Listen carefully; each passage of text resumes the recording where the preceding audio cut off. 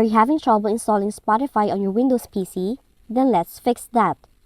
But first, we recommend getting started by ensuring you have administrative access to the system.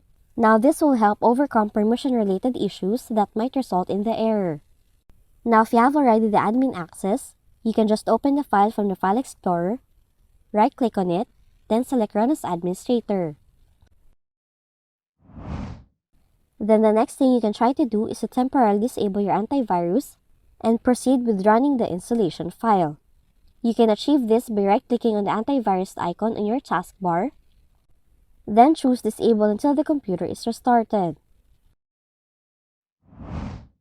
Another possible fix is to move the hidden roaming folder. To do it, head over to the official Spotify website, download the installer, then search for Show Hidden Files, open it, look for these settings, click Show Settings, expand Hidden Files in Folder section, then select this option. Once you're done doing that, click Apply, then select OK to save the changes. Then after that, try now to run the Spotify downloader. And that's how to fix Spotify if it is not installing due to error 53.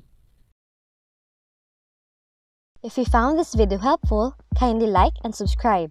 You may also click and turn on the notification bell so you can be notified from whenever we release new videos.